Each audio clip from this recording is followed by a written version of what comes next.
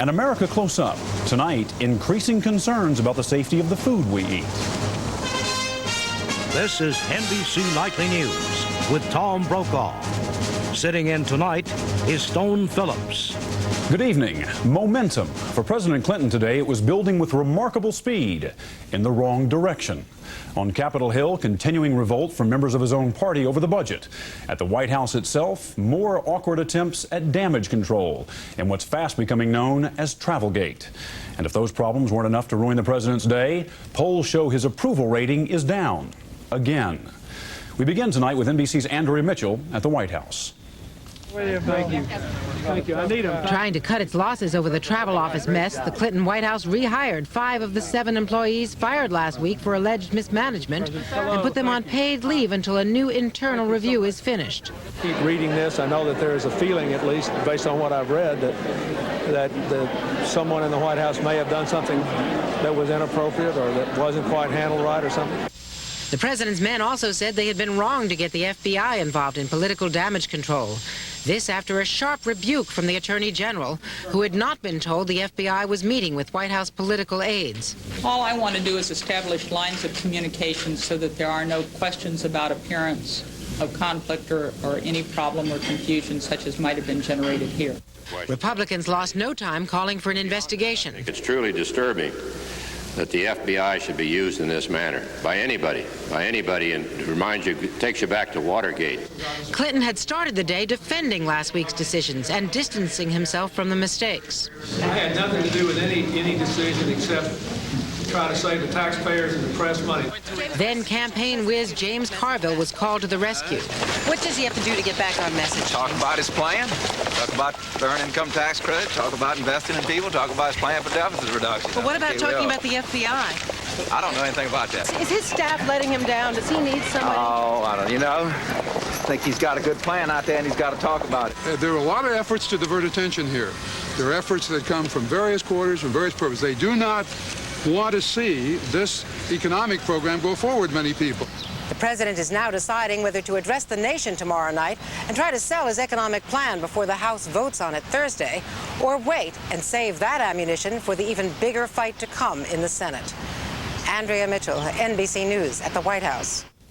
Lead and we shall follow. That's the message President Clinton was hoping to hear from his fellow Democrats today as they prepare for this week's vote on the budget.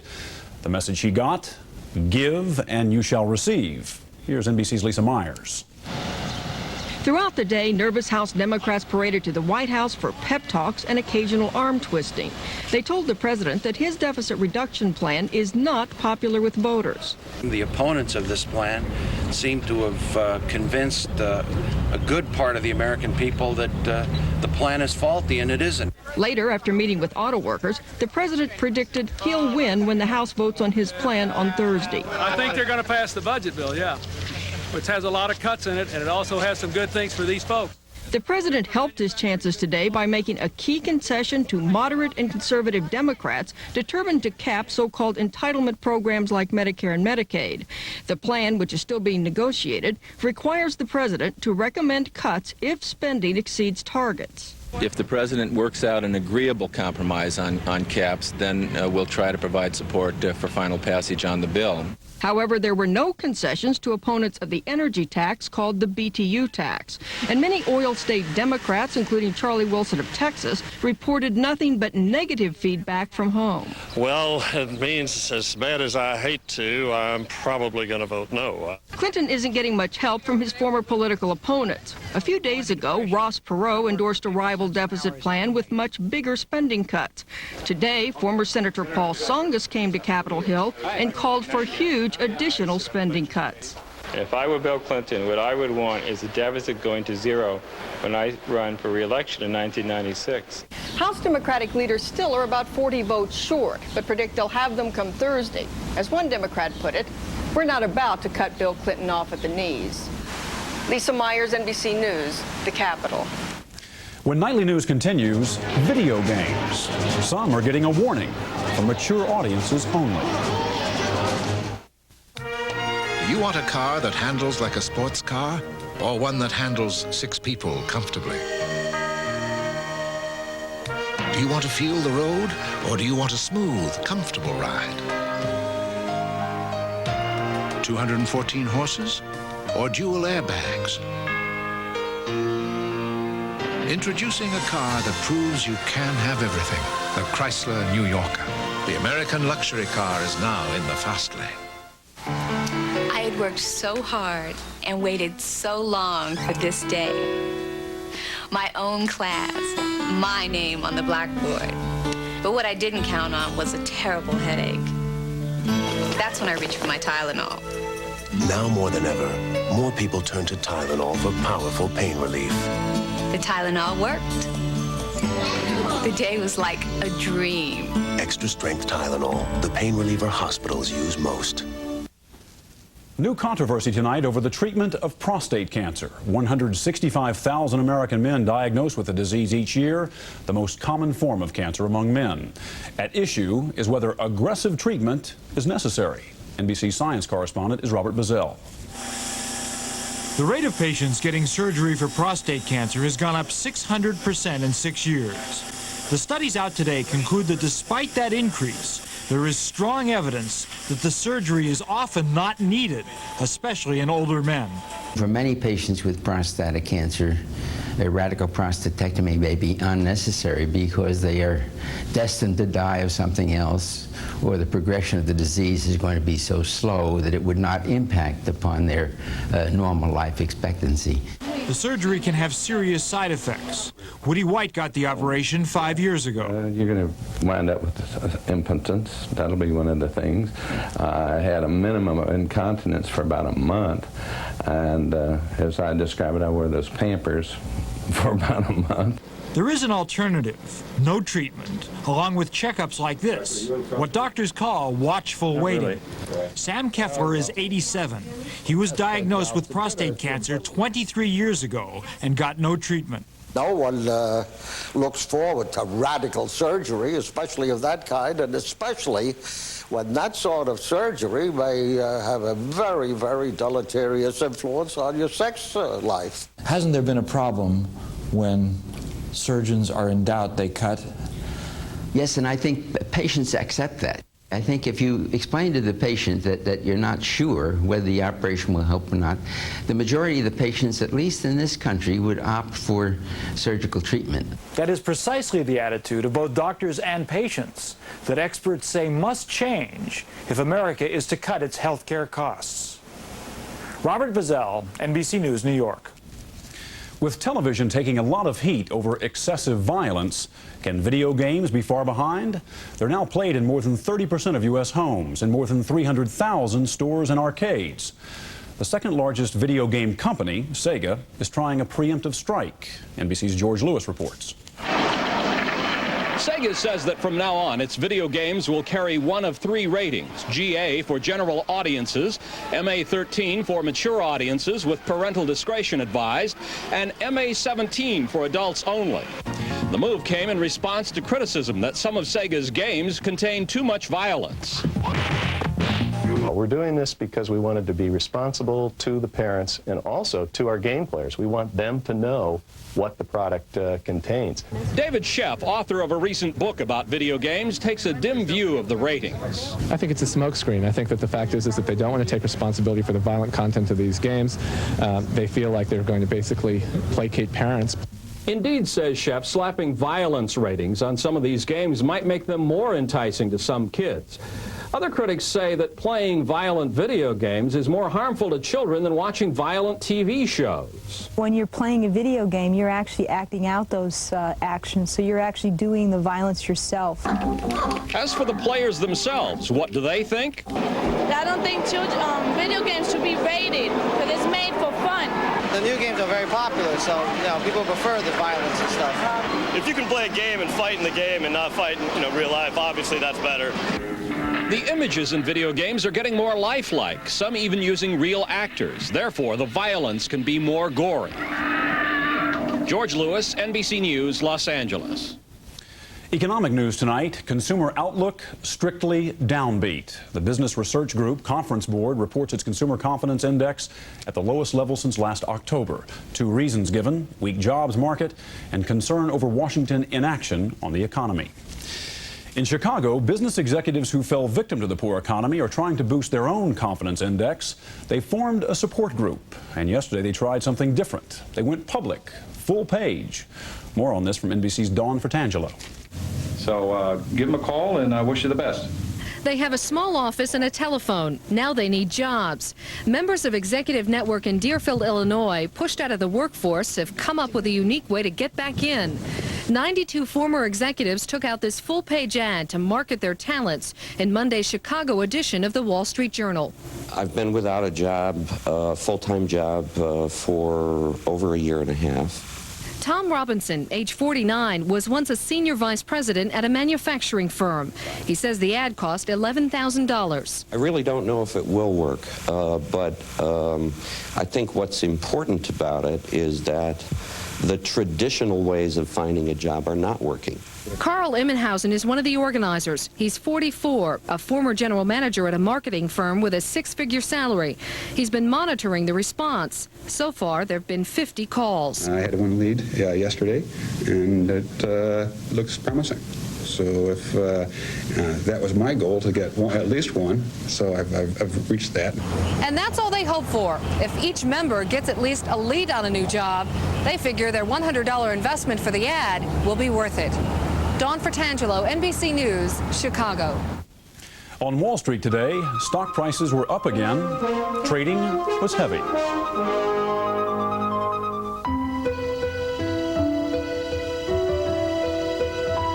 To those who still believe that only expensive luxury cars should offer standard anti-lock brakes, a driver's side airbag, and sophisticated engine technology, we think you'll come around. The Civic EX sedan from Honda. For 1 month, I indulged in dark chocolate fudge, rich chocolate almond, and classic chocolate chip until I had nothing to wear because I lost 8 pounds. On the diet plan for chocolate lovers, new Nestle Sweet Success. A luscious shake for breakfast, another for lunch, a sensible dinner, and even a decadent snack for the same calories as other diet plans. Of course, you may need new clothes. It's the only diet that starts with Nestle and ends with Sweet Success. Dave's the funniest movie of the year. Whoa! Winning. Hilarious. Irresistible. 2 thumbs up. Kevin Kline, Sigourney Weaver, Dave, and Ivan Reitman film. Rated PG-13. Now playing at a theater near you. When I get gas, I may look like this, but I feel like this, painfully bloated with gas. GasX has the power to relieve gas faster than antacids. So I feel like me again. Painful gas needs the power of GasX. The Department of Agriculture is hiring 160 new meat and poultry inspectors, even though Congress has not approved funding. This has been a department priority since last winter's contaminated meat outbreak at Jack in the Box restaurants. Which brings us to tonight's America Close Up. Growing public anxiety about bacterial contamination of food. Lots of recent scares. Is America's food supply in real danger? Are government safeguards up to date? Here's NBC's Robert Hager. America, a land of plenty, blessed with produce, meat, seafood. But the federal official responsible for the safety of much of our food is worried, and in a memo obtained by NBC News, is recommending a food safety initiative by the Clinton administration. He's Food and Drug Administration Chief Dr. David Kessler. We are working with tools and with a food safety system that is 50 years old. It's a reactive system. We need a system that is comprehensive, that prevents problems before they ever happen. The new enemies can't be seen except through microscopes. E. coli bacteria in meat, listeria in dairy products, salmonella in eggs, campylobacter in shellfish and chicken. Microorganisms that were unknown when our federal food safety laws were designed. That, for instance, is why law requires that every single carcass of beef produced in this country be looked at and smelled by a federal inspector, even though bacteria can't be seen or smelled. The law says nothing about random sampling through microscopes. When we have concerns about a certain food, we don't even have the ability to know where the food has been shipped. We don't have the ability to look at basic records. That's not a part of the existing law, and that law needs to be brought into the modern age. The modern age may be to blame for an apparent increase in contamination. Antibiotics added routinely to animal feed may help develop drug-resistant bacteria. Food is touched by so many hands, potentially so many germs from pickers, packers, and shippers, in stores, in restaurants, and an ever-growing number of fast food outlets. And health-conscious Americans are eating more fresh food. Germs survive when food's not cooked. We can help ourselves by washing hands a lot when preparing food, by being careful with raw meat, cleaning up all the juices, and especially when you're going to use the same cutting board later to slice vegetables, by cooking meat thoroughly, particularly ground beef, and when you're using the microwave, being especially careful because the microwave cooks unevenly. Modern restaurant inspection is instructive. The steam tables aren't really designed to rapidly reheat things to 165. When did you all slice the ham? Okay, this is 167, so that's fine. Marianne Hartnett inspects restaurants in Maryland. We're looking for those things that could make someone sick. Not washing your hands, not keeping your cold food cold or your hot food hot. That's where we place all our emphasis now. But FDA's Kessler says you can't simply recommend that foods be cooked well and let producers and shippers off the hook. We need a system that is comprehensive, that starts at the farm, that starts at the fishery, and goes to the dining table. It needs to be a system of preventive controls. More and better inspections and analysis to identify and concentrate on the real trouble spots, and authority to force everyone to pay more attention to safety. In short, Kessler wants to overhaul the way we regulate food safety in this land of plenty. For America Close Up, Robert Hager, NBC News, Washington.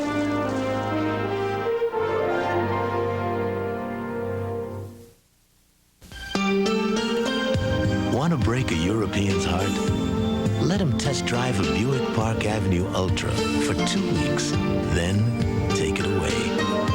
You see, the Ultra, with its supercharged engine, luxury appointments, and Buick quality, is built in such limited quantities, it's just not available in Europe yet. Want to break a European's heart? Let him drive an Ultra, then take it away.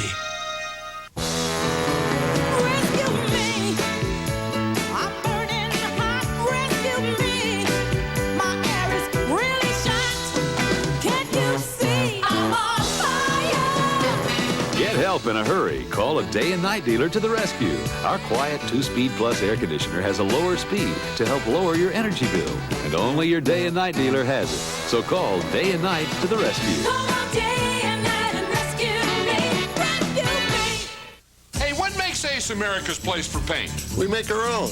It's premium quality. Your satisfaction's guaranteed. Right now, get Ace 7-Star, our best interior flat latex, for only $10.97 a gallon. Hey, Ace is America's place for quality paint. When you think about plastic, you may think about things like strong, lightweight garbage cans. Think again about life-saving automotive airbags made of plastic. When you look at these plastic containers, you may wonder if they're being recycled. Take another look. Millions of them are being recycled every day, which we can use to make things like strong, lightweight garbage cans. To learn more, call this number for a free booklet and take another look at plastic. There's a certain itch that's so private, most people will only discuss it with their doctor. Fortunately, you can get Anusol HC1 ointment over the counter with the same prescription strength doctors have prescribed most. Should teachers be allowed to date their students? Most schools don't have rules against it. Student-teacher affairs and all new Dateline NBC tonight. Mexico today mourned one of its 2 Roman Catholic cardinals killed Monday in a wild shootout at Guadalajara Airport. Thousands viewed the body of Cardinal Juan Posadas, a crusader against drugs and guns. Drug traffickers were apparently behind the shooting. Police, however, were not sure that the cardinal was their intended target. President Clinton is moving toward renewing China's trade privileges, favorable tariffs, and easier access to markets. With the world's 3rd biggest economy, China is a huge potential market for American products. But human rights abuses remain, as candidate Clinton often pointed out. NBC's John Dancy has more.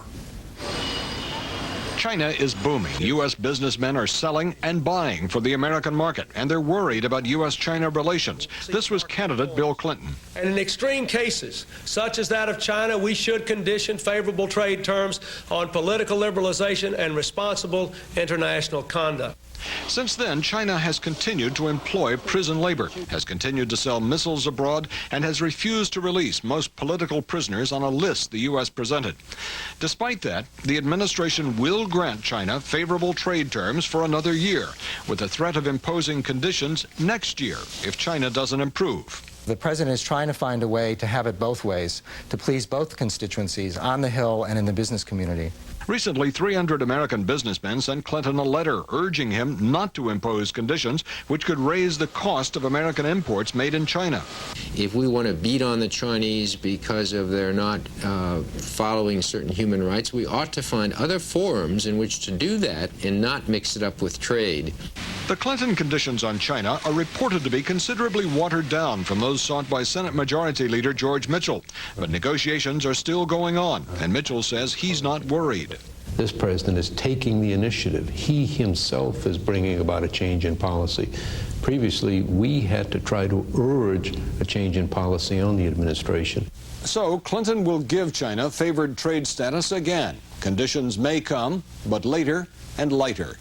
John Dansley, NBC News, the State Department.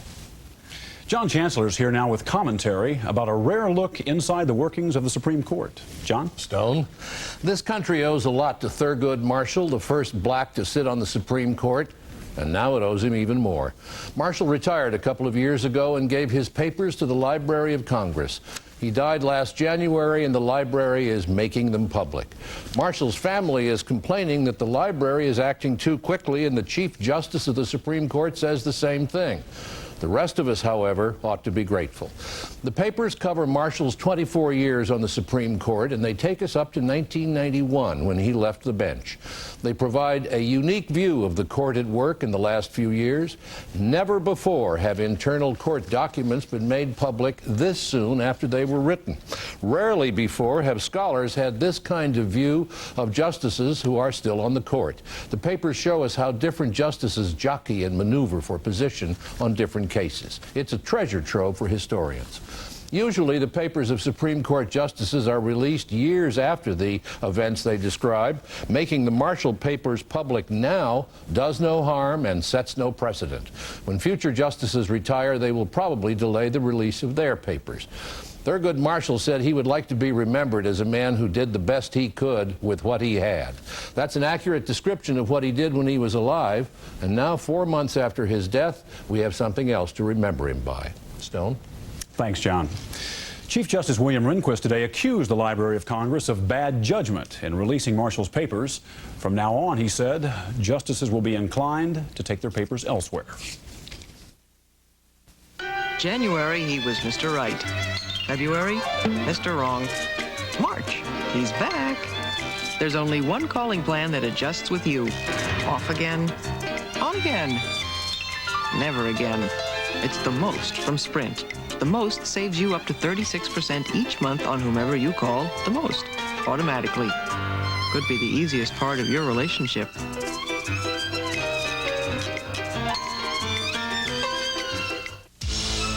Because all pain is not the same. There's aspirin-free Bayer Select. Yes, aspirin-free. They're 5 completely different products for sinus, headache, nighttime, menstrual, and arthritis pain relief. They're Bayer products, but they're not aspirin. They're Bayer Select. Exactly what's right for exactly what's wrong.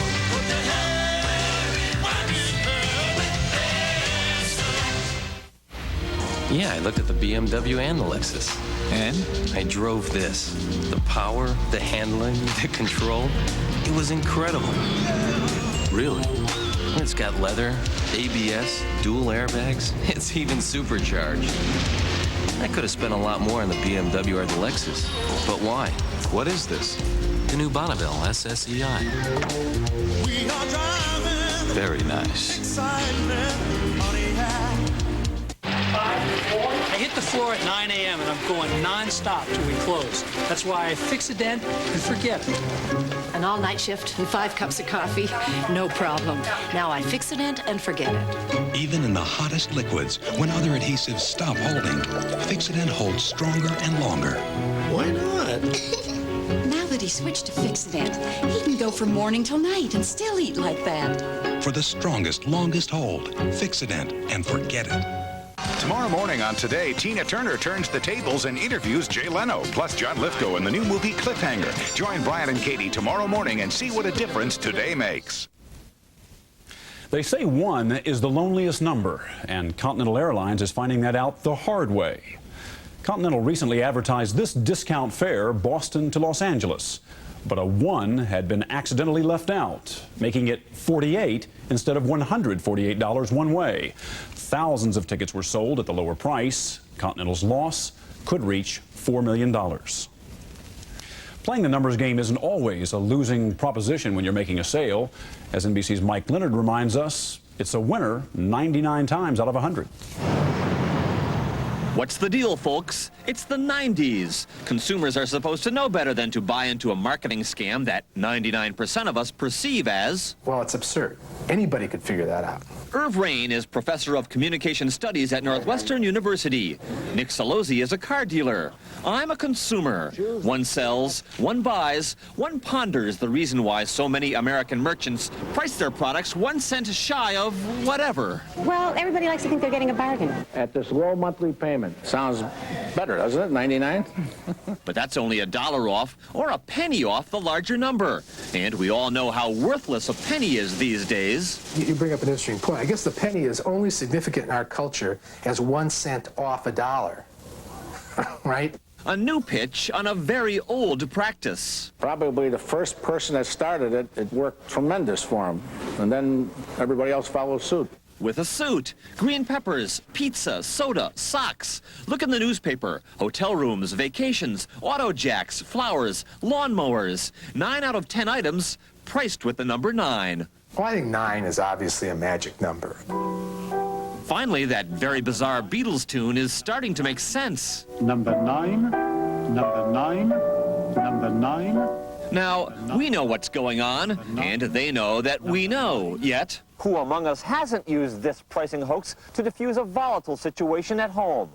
Honey, the sit-down mower was under $2,000. At just $19.99. Or $14.99, or $49.99. It doesn't matter. It's all part of the ritual of shopping. Have a nice day and 99 cents are equivalent. We know when someone says to us, have a nice day as we check out, they could care less. It's the same way with 99 and 79. I mean, it's ritual. It means nothing. So why are the world's most sophisticated shoppers still buying into it? Sounds good, doesn't it? Number 9. Mike Leonard, NBC News, Winnetka, Illinois. Number 9, number 9, number 9, number 9. That's Nightly News for this Tuesday. I'm Stone Phillips. See you later tonight on Dateline. 2 games to diddly heading back to Chicago. Nobody has come from 2 back to win the championship since the Blazers did it 16 years ago. Michael Jordan scored 36 points but made only 5 of 16 shots in the second half, 39-34 Bulls in the second quarter. Patrick Ewing answered with 26 points. It was tied at 49 at recess. Scottie Pippen had a crummy mental game, prompting Jordan to get in Pippen's face. Meanwhile, Jonathan Starks hit 2, 77-63 Knicks after 3, and then in the fourth, Pippen lost it. He threw the ball at the ref and was kicked out. The Bulls cut it to 3, but this did it. Jonathan Starks leaped like the cost of living. 96-91 New York, the final. Word that Charles Barkley won the MVP leaked out last night, and this morning a wagon load of kids and fans cheered Sir Charles outside his home. Don't tell these kids Barkley's not a role model.